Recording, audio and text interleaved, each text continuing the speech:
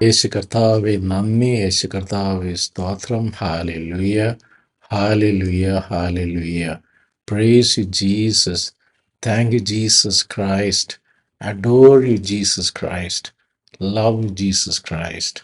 Thank you Jesus Christ. Praise you. Hallelujah. വീണ്ടും വചനവുമായി വരാൻ സാധിക്കുന്നതിന് കർത്താവിന് നന്ദി പറയുന്നു.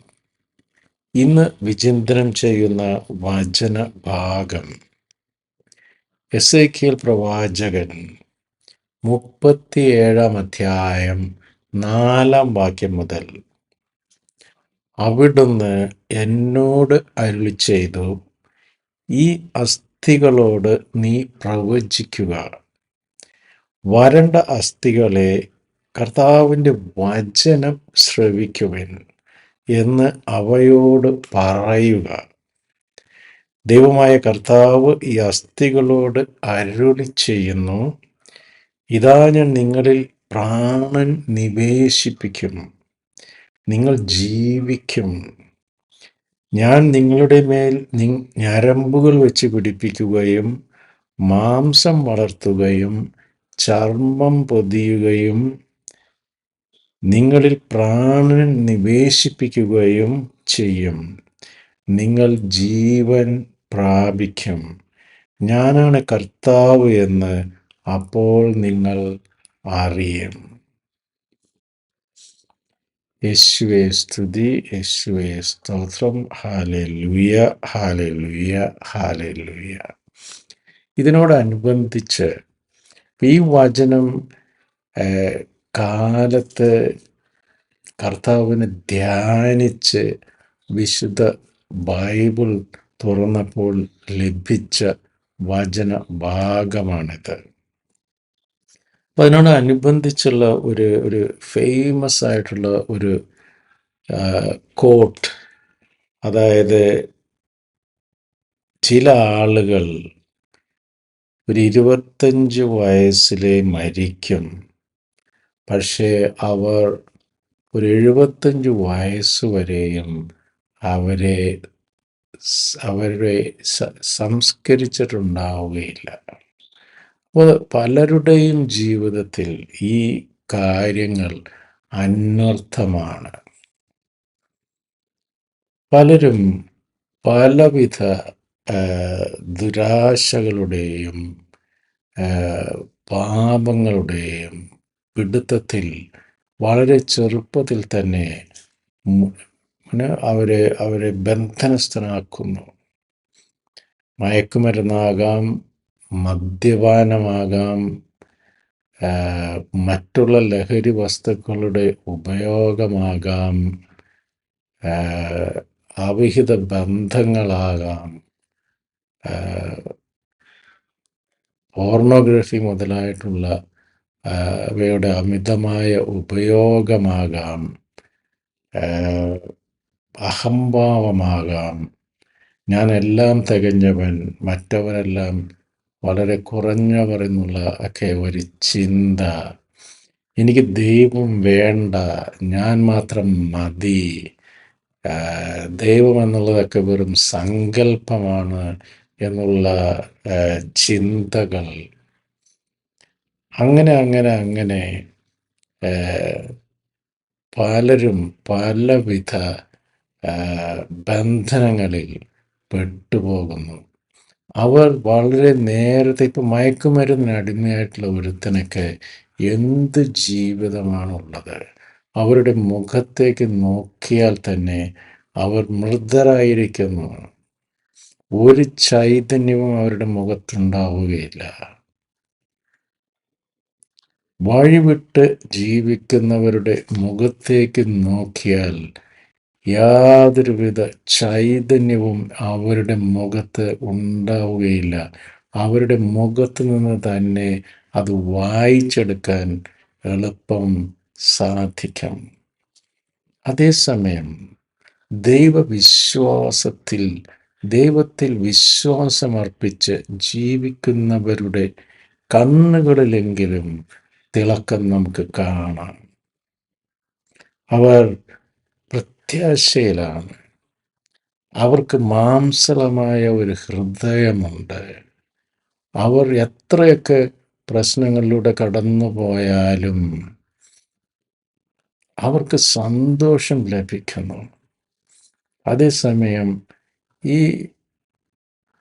നൈമിഷികമായ ലൗകിക സുഖങ്ങൾ അന്വേഷിച്ച് പോകുന്നവർക്ക് നൈമിഷികമായ സുഖങ്ങൾ മാത്രം ലഭിക്കുന്നു. അവർക്കൊരു ഹൈ, ഇതൊക്കെ വലിച്ചു കഴിയുമ്പോഴോ ഇഞ്ചക്ട് ചെയ്ത് കഴിയുമ്പോഴോ അല്ലെങ്കിൽ ഒരു 3 പെഗ്ഗൊക്കെ അടിച്ചു കഴിയുമ്പോഴേക്കും ഒരു temporarily they get A kick out of it.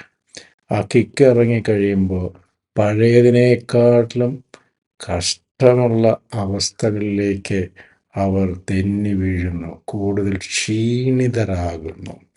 അതുകൊണ്ടാണ് ഈ വചനം പറയുന്നത്, ഈ അസ്ഥികളോട് നീ പ്രവചിക്കുക. അവർക്ക് മാംസമില്ല, അവർക്ക് ശക്തിയില്ല. അവർ ജീവിച്ചിരിക്കെ തന്നെ വെറും അസ്ഥികൂടം പോലെ ആയിരിക്കുന്നു. വരണ്ട അസ്ഥികളെ, കർത്താവിൻ്റെ വചനം ശ്രവിക്കുവിനെന്ന് അവരോട് പറയുക. ദൈവമായ കർത്താവ് ഈ അസ്ഥികളോട് അരുളി ചെയ്യുന്നു, ഇതാ ഞാൻ നിങ്ങളിൽ പ്രാണൻ നിവേശിപ്പിക്കും, നിങ്ങൾ ജീവിക്കും. ഞാൻ നിങ്ങളുടെ മേൽ ഞരമ്പുകൾ വച്ച് പിടിപ്പിക്കുകയും മാംസം വളർത്തുകയും ചർമ്മം പൊതിയുകയും നിങ്ങളിൽ പ്രാണൻ നിവേശിപ്പിക്കുകയും ചെയ്യും. നിങ്ങൾ ജീവൻ പ്രാപിക്കും. ഞാനാണ് കർത്താവ് എന്ന് അപ്പോൾ നിങ്ങൾ അറിയും. എല്ലാവരോടും കർത്താവ് പറയുന്നു, ഈ നൈമിഷികമായ സുഖങ്ങളുടെ പുറകെ പോകാതെ ശാശ്വതമായ യഥാർത്ഥ സന്തോഷത്തിലേക്ക് കർത്താവ് നമ്മളെ എല്ലാവരെയും ക്ഷണിക്കുന്നു. ആ ഒരു ക്രിസ്തു ലഹരി നമ്മൾ അനുഭവിച്ചു കഴിഞ്ഞാൽ നീതി കിട്ടിയവനെ പോലെ മറ്റതിനൊന്നിനും നമുക്ക് വിലയില്ലാതായി മാറും. ആ ഒരു സൗഭാഗ്യത്തിലേക്ക്, ആ ഒരു യഥാർത്ഥ സന്തോഷത്തിലേക്ക് കർത്താവ് നമ്മളെ വിളിക്കുന്നു. അപ്പോൾ 25 വയസ്സിൽ മരിച്ചിട്ട് 75-ാമത്തെ വയസ്സിൽ കുഴിച്ചിടുന്ന അങ്ങനെ ഒരു ജീവിതം നമുക്ക് വേണ്ട. നമ്മൾ ഭൂമിയിൽ ഇനിയുള്ള കാലം വസിക്കുന്ന ഓരോ ദിവസവും ഓരോ മണിക്കൂറും ജീവനുള്ളവനായി കർത്താവിൻ്റെ കൃപയാൽ നിറഞ്ഞ് സന്തോഷവാന്മാരായി ഉന്മേഷവാന്മാരായി ജീവിക്കേണ്ടവരാണ് ദൈവമക്കൾ. വീണ്ടും സങ്കീർത്തനം 37:3 പറയുന്നു, ദൈവത്തിൽ വിശ്വാസമർപ്പിച്ച് നന്മ ചെയ്യുക, അപ്പോൾ ഭൂമിയിൽ സുരക്ഷിതനായി വസിക്കാം. കർത്താവിൽ ആനന്ദിക്കുക, അവിടുന്ന് നിന്റെ ആഗ്രഹങ്ങൾ സാധിച്ചു തരും. നിന്റെ ജീവിതം കർത്താവിന് ഭരമേൽപ്പിക്കുക. കർത്താവിൽ വിശ്വാസമർപ്പിക്കുക, അവിടുന്ന് നോക്കിക്കൊള്ളും. കർത്താവിൽ വിശ്വാസമർപ്പിക്കുക. ജീവൻ്റെ നിയന്ത്രണം കർത്താവിനെ ഏൽപ്പിക്കുക. അബ്ബാ പിതാവേ, അങ്ങ് എൻ്റെ പാദങ്ങൾക്ക് വെളിച്ചമാകണമേ എന്ന പ്രാർത്ഥനയോടെ നമുക്ക് കർത്താവിനെ പിന്തുടരാം. അവിടുന്ന് പ്രകാശം പോലെ നിനക്ക് നീതി നടത്തി തരും, മധ്യാഹ്നം പോലെ നിന്റെ അവകാശവും. കർത്താവിൻ്റെ മുൻപിൽ സ്വസ്ഥനായിരിക്കുക, ക്ഷമാപൂർവം അവിടുത്തെ കാത്തിരിക്കുക. ദുർമാർഗം അവലംബിച്ച് അഭിവൃദ്ധിപ്പെടുന്നവനെ കണ്ട് അസ്വസ്ഥനാകേണ്ട. കോപത്തിൽ നിന്ന് അകന്ന് നിൽക്കുക, ക്രോധം വെടിയുക, പരിഭ്രമിക്കാതിരിക്കുക, അത് തിന്മയിലേക്ക് മാത്രമേ നയിക്കൂ. ദുഷ്ടർ വിച്ഛേദിക്കപ്പെടും, കർത്താവിനെ കാത്തിരിക്കുന്നവർ ഭൂമി കൈവശമാക്കും. അല്പസമയം കഴിഞ്ഞാൽ ദുഷ്ടൻ ഇല്ലാതാകും. അവൻ്റെ സ്ഥലത്ത് എത്ര അന്വേഷിച്ചാലും അവനെ കാണുകയില്ല. എന്നാൽ ശാന്തശീലർ ഭൂമി കൈവശമാക്കും. ഐശ്വര്യത്തികവിൽ അവർ ആനന്ദിക്കും. Praise Jesus, adore you, Jesus Christ, love you, Jesus Christ. Thank you, Jesus Christ, for this wonderful words of life. നമ്മൾ നമ്മുടെ ചുറ്റുപാടും നടക്കാനൊക്കെ പോകുമ്പോൾ പല വീടുകളൊക്കെ നമുക്ക് കാണാൻ പറ്റും. ഒരു തലമുറ മുമ്പൊക്കെ വളരെ ഐശ്വര്യത്തിൽ ജീവിച്ചിരുന്ന സ്ഥലത്ത് ഇന്ന് ആ വീട് പോലുമില്ല. ആ ഭവനത്തിലെ ആൺസന്തതികളൊന്നും ജീവിച്ചിരിക്കുന്നു പോലുമില്ല. അവരെല്ലാവരും പെട്ടെന്ന് മൺമറഞ്ഞു. കാരണം പാപത്തിൽ വസിച്ചിരുന്നവരാണ് അവർ, പാപം ചെയ്തിരുന്നവർ. ക്രിസ്തുവിനെ എല്ലാ പള്ളിയിലൊക്കെ പോകുന്ന ആൾക്കാരൊക്കെ ആയിരുന്നു. പക്ഷേ പള്ളിയിൽ നിന്ന് വന്നു കഴിഞ്ഞാൽ പിന്നെയുള്ള പ്രവർത്തനമൊക്കെ ക്രിസ്തുവിന് നേരെ ക്രിസ്തു പഠിപ്പിച്ച രീതിയിലായിരുന്നില്ല. അപ്പോൾ ഇവർ കുറേ നാളൊക്കെ ഇങ്ങനെ വിറ്റ് സ്റ്റൈലിലൊക്കെ നടക്കും. നൈറ്റ് ക്ലബും ബഹളവും മദ്യപാന സദസ്സുകളും. അപ്പം എന്നിട്ട് ക്രിസ്തുവിനെ അനുസരിച്ച് പോകുന്നവരെയൊക്കെ ചിലപ്പോൾ കളിയാക്കും. നീ എന്തിനിങ്ങനെ ജീവിക്കുന്നത്? നീ ജീവിക്കുന്നുണ്ടോ എന്നൊക്കെ ഒരു നമ്മളെ അവഹേളിക്കും.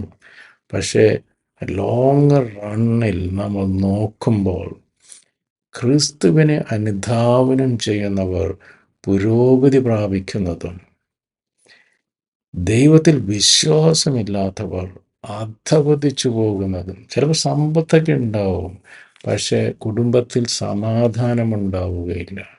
കുടുംബത്തിൽ നിന്ന് രോഗം മാറുകയില്ല.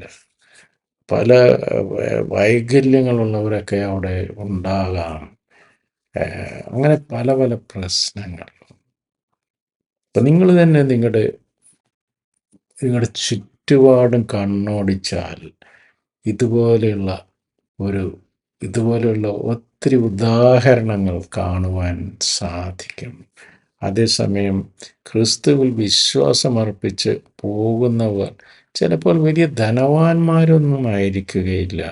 പക്ഷേ അവർ ഉള്ളത് കൊണ്ട് സന്തോഷത്തോടെയും സമാധാനത്തോടെയും അവർ ജീവിക്കുന്നതും നമുക്ക് കാണാം. അതുപോലെ തന്നെ ജീവിതത്തിൽ പ്രതിസന്ധികൾ ഉണ്ടാകുമ്പോൾ അവർ അവയെ തരണം ചെയ്യുന്നതും ക്രിസ്തു അവരെ വഴി നടത്തുന്നതും നമുക്ക് കാണുവാൻ സാധിക്കും. അപ്പോൾ ദൈവം കർത്താവിൻ്റെ പരിശുദ്ധാരൂപിയാൽ നമ്മളെ നിറയ്ക്കട്ടെ. നമുക്ക് ജീവനെ തിരഞ്ഞെടുക്കാം. ജീവനുള്ളവരായി ഓരോ നിമിഷവും പാപത്തിൽ നിന്ന് അകന്ന് ക്രിസ്തുവിനെ കൂട്ടുപിടിച്ച് ഐശ്വര്യത്തിലേക്ക്, സമാധാനത്തിലേക്ക്, യഥാർത്ഥ സന്തോഷത്തിലേക്ക് നമുക്ക് മുന്നേറാം. ഇതിനുള്ള കൃപ സർവേശ്വരൻ നമുക്ക് നൽകി അനുഗ്രഹിക്കട്ടെ. ആമേൻ. God bless you. നിങ്ങളും എനിക്ക് വേണ്ടി പ്രത്യേകം പ്രാർത്ഥിക്കുമല്ലോ. ആമേൻ.